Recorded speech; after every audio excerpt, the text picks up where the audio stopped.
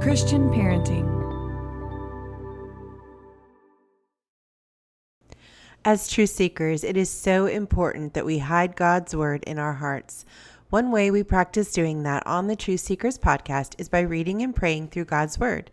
Today, we're going to explore one of the Psalms in a fun way, through nature. We're going to embark on a nature walk through Psalm 23 with a lesson from the Nat Theo podcast. Do you love amazing animals like playful otters, enormous elephants, glow-in-the-dark beetles, and stealthy sharks? Then you're going to love Nat Theo, Nature Lessons Rooted in the Bible. Nat Theo is a podcast for kids and families that explores God's incredible designs in nature with real science from a biblical worldview. And today you're going to get a special treat, a full Nat Theo Bible and nature lesson right here on the Truth Seekers podcast. The Nat Theo podcast has over 100 free Bible and nature lessons. You'll learn things like why beavers have orange teeth and why platypuses lay eggs. Grow in faith and wonder as you explore God's wild and wonderful world. Truth Seekers, after this episode, ask your parents if you can listen to Nat Theo, Nature Lessons Rooted in the Bible, at the link in our show notes to enjoy more Bible and nature lessons. Now, let's enjoy a nature walk through Psalm 23. Hello world, wake me up to another good morning, time to go. Are you ready to explore God's wild and wonderful world? Welcome to the Nat Theo podcast. I'm your host, Erin Lynham. I'm a certified master naturalist, Bible teacher, and author, and I am so excited to dive into God's written word, the Bible, and His created world with you.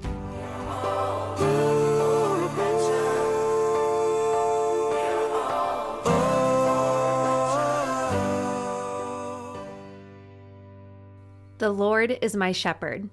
I shall not want. He makes me lie down in green pastures.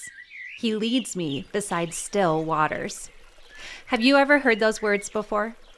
I just read the first 2 verses of Psalm 23. My kids and we recently worked on memorizing Psalm 23. And this chapter of the Bible is so comforting and full of peace. But did you know that we can also learn a lot about nature and science from Psalm 23? Now, it's important to remember that the Bible is not a science book. However, we learn so much about God's creation from the Bible, and the Bible is simply packed with nature. Today, we are taking a nature walk through Psalm 23, verses 1 and 2, to see what it has to say about God's wild and wonderful world. Here is our trail map. Are you ready? We are going to learn, why do sheep need shepherds? And what is a bummer lamb? We will learn, what are the still waters of Psalm 23? And how can we trust God and follow His lead? All right, listeners, here is our trivia question. Who wrote Psalm 23? Do you know, or do you have a guess? We will find out at the end of today's lesson. At the very beginning of Psalm 23, we are given the imagery of a shepherd. Listen to the first verse. The Lord is my shepherd. I shall not want. If God is called our shepherd, what does that mean we are? Sheep, of course. But we are not walking around on 4 hooves, and we don't have white wool. We are not actually sheep. But in this beautiful psalm, the writer is using the imagery of sheep and a shepherd to show how carefully God takes care of us. Neighbors of mine raise sheep, and I love this because we have the opportunity to hear the sheep baaing and to see them grazing in their pasture every day. My oldest son is sometimes given the job of taking care of our neighbor's sheep when they are out of town. Because of this, we have had a special opportunity to learn more about sheep and how to take care of them. One thing we have seen is how important a shepherd is for their sheep. In what ways do you think a shepherd takes care of their sheep? I'm going to play music for a few moments, and I want you to think about different ways that a shepherd might take care of their sheep.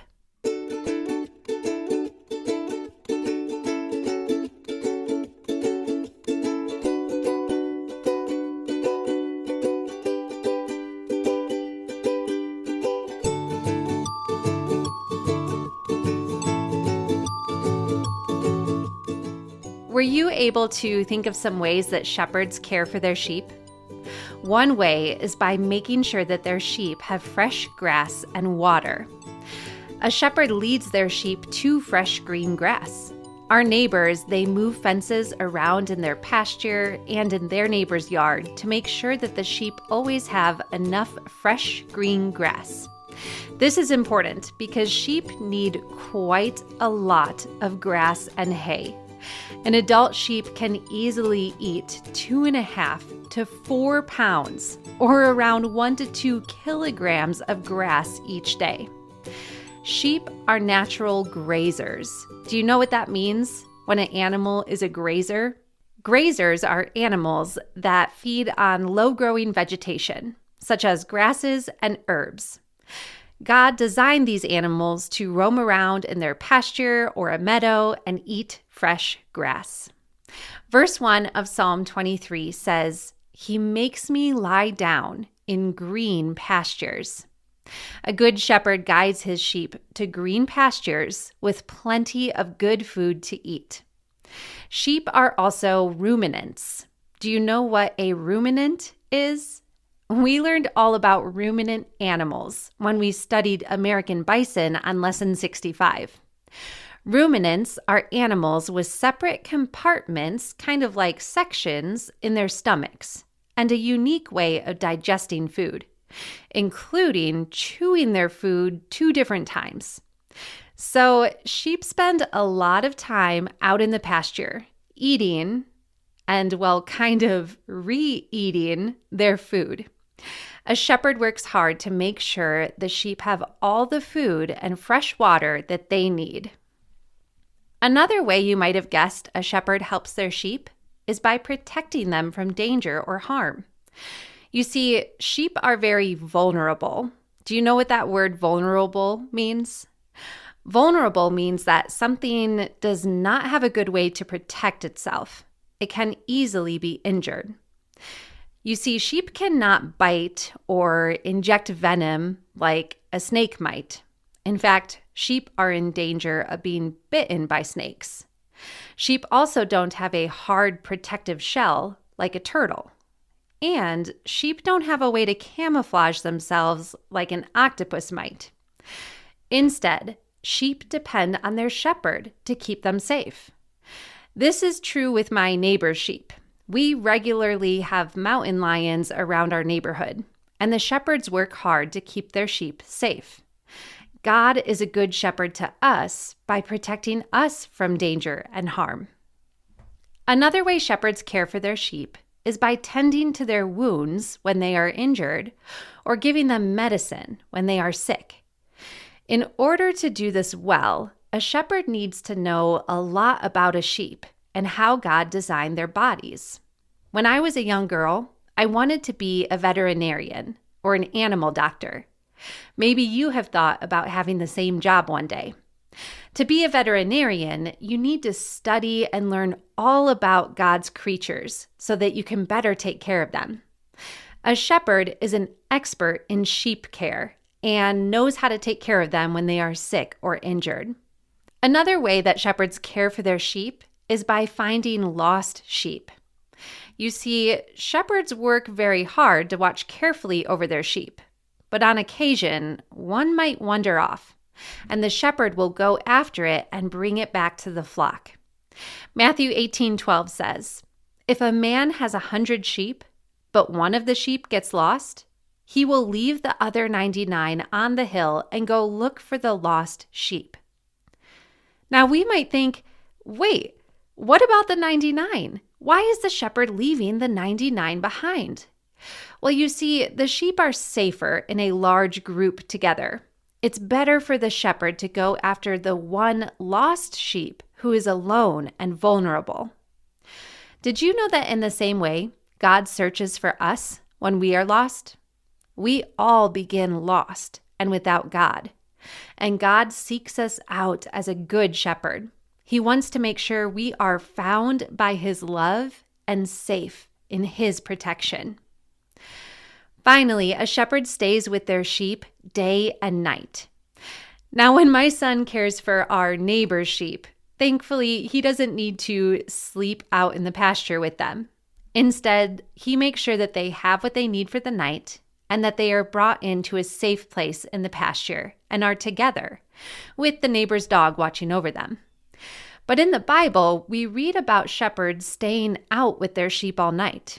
They were in wild, open spaces, and they needed to make sure that their sheep remained safe all night long. In the same way, God, as our good shepherd, never leaves us. Hebrews 13:5 says, "I will never leave you. I will never abandon you." God is the very best shepherd. He always makes sure that we have what we need. He always protects us from danger and harm. He knows how to tend to us and take care of us when we are sick or hurting. He sought us out when we were lost, and he never leaves us or abandons us.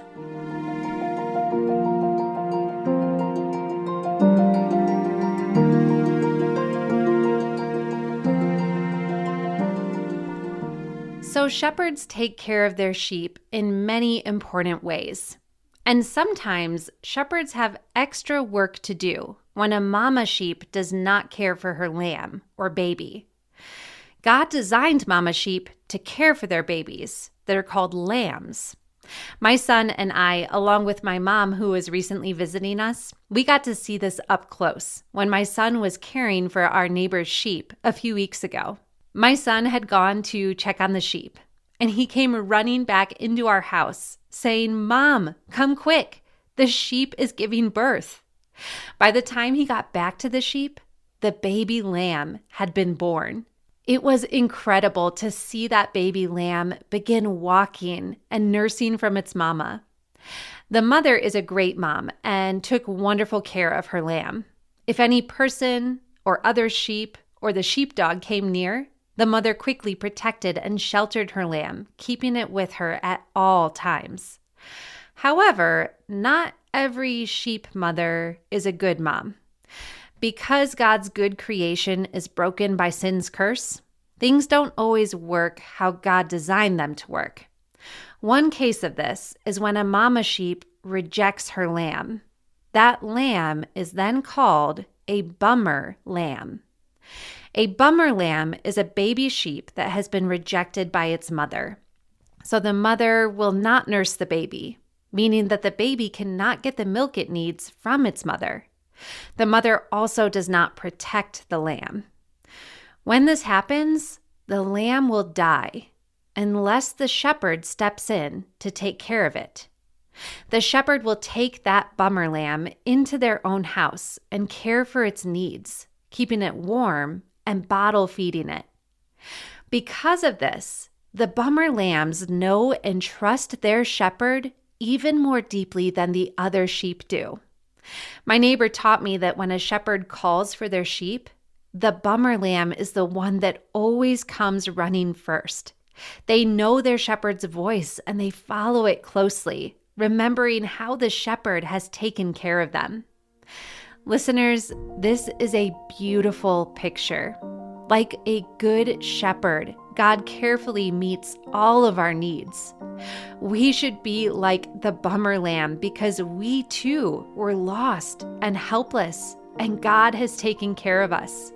We can remember all the ways that our shepherd God has protected and provided for us. We should always listen for his voice and follow it closely, and we can trust him deeply, knowing that he meets our needs and keeps us safe. John 10:27 says, "My sheep listen to my voice. I know them, and they follow me." Let's continue our nature walk through Psalm 23, verses 1 and 2. Psalm 23 does not only talk about sheep and shepherds and green pastures, but also about still waters. Verse 1 says, "He leads me beside still waters." But what do still waters mean? In nature, when we think about still waters, it's not always a pretty scene.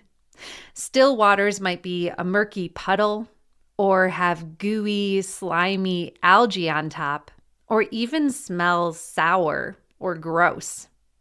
This is stagnant water. Have you ever seen stagnant water? Stagnant water is water that is not moving or circulating around. It's not like a river that is flowing or an ocean that has tides and currents, or like a lake that a river flows in and out of. Instead, stagnant water sits still. On Lesson 72, we discovered an amazing little creature called the fairy shrimp that lives in temporary pools of water called vernal ponds.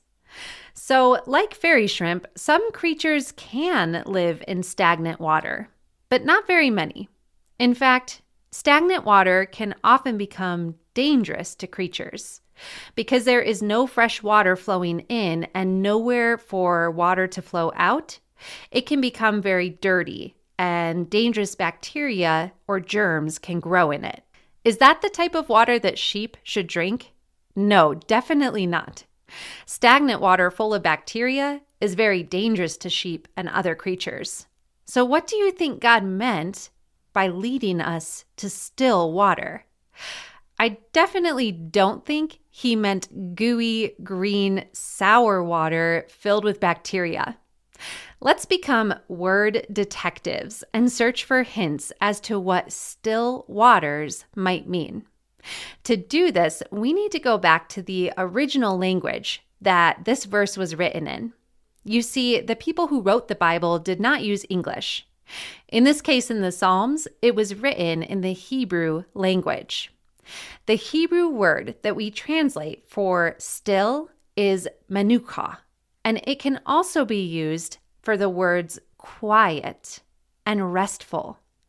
Isn't that beautiful? God leads us to still, quiet, restful waters. These are such beautiful pictures that we get in Psalm 23 of green pastures and God as a good shepherd and still waters. Listener, have you ever laid down in a big grassy field or meadow? One of my favorite things to do is to explore big grassy meadows full of wildflowers with still, restful waters running throughout them. Think about Psalm 23:1. The Lord is my shepherd. I shall not want. He makes me lie down in green pastures. It is always a gift when we have the opportunity to play in a grassy pasture or field or meadow. But this verse goes so much deeper than a true pasture. Think about a shepherd leading their sheep to a green pasture with plenty of grass. And think about those words in the verse. I shall not want. Listener, like a shepherd guiding their sheep, God makes sure that we have everything that we need, so we do not need to want for more. The next time you are worried about not having what you need, or the next time you find yourself wanting something that someone else has, remember, we do not need to want. God leads us to green pastures. Yes, real ones where we can run and play and explore, but also green pastures in our lives. We can trust God knowing that He gives us what we need. And think about those still waters. Do you remember the Hebrew word? It can mean restful. When life feels crazy and busy and there's so much going on, and maybe it feels like you have so much to do and not enough time to do it, we can remember that God leads us to quiet, restful, still waters. You can practice following God to restful waters by enjoying a day at the river or creek, or by simply sitting with God and spending time with Him by reading His Bible and praying.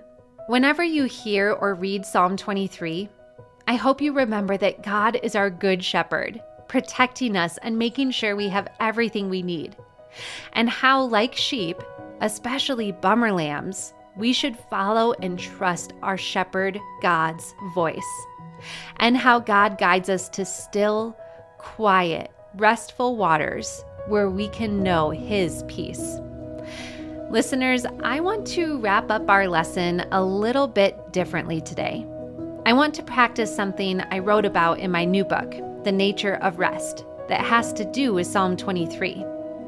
Do you remember the words that we read in the first verse of Psalm 23? I shall not want.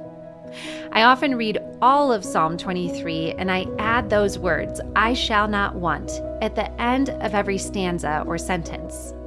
This helps me to remember that I do not need to want. I can be content and at peace because God gives me everything I need. I'm going to read the psalm like this, and I want you to listen carefully, and then perhaps practice this on your own. This is a great passage to read or say anytime you feel fearful or overwhelmed, because it reminds us of how wonderful a shepherd God is. Are you ready? The Lord is my shepherd. I shall not want. He makes me lie down in green pastures. I shall not want. He leads me beside still waters. I shall not want. He restores my soul. I shall not want. He leads me in paths of righteousness for his name's sake. I shall not want. Even though I walk through the valley of the shadow of death, I will fear no evil. I shall not want. For you are with me. Your rod and your staff, they comfort me. I shall not want. You prepare a table before me in the presence of my enemies. I shall not want. You anoint my head with oil. I shall not want. My cup overflows. I shall not want. Surely goodness and mercy shall follow me all the days of my life. I shall not want. And I shall dwell in the house of the Lord forever. I shall not want.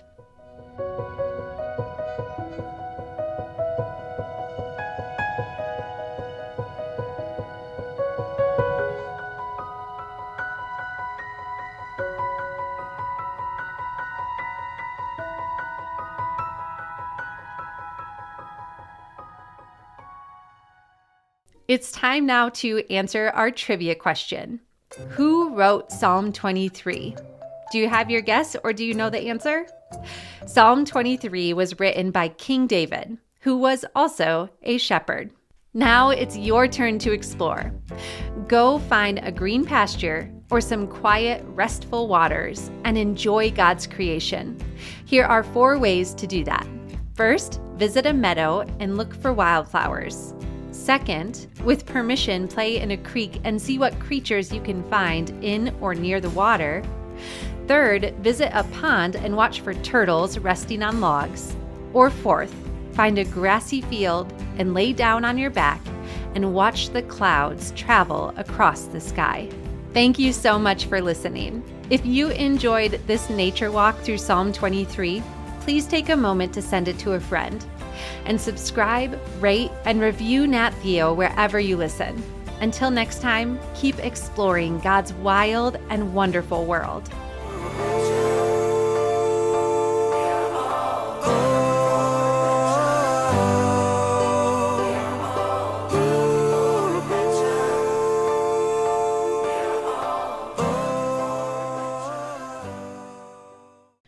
True seekers, isn't it wonderful to seek God's truth in His Word and in His creation? I'm so glad I got to share an episode of the Nat Theo podcast with you today. Head over to the Nat Theo podcast wherever you listen to podcasts or at the link in our show notes to discover God's designs in more than 100 other creatures and plants with new lessons releasing every week. Join the adventure and begin exploring God's wild and wonderful world on Nat Theo, Nature Lessons Rooted in the Bible.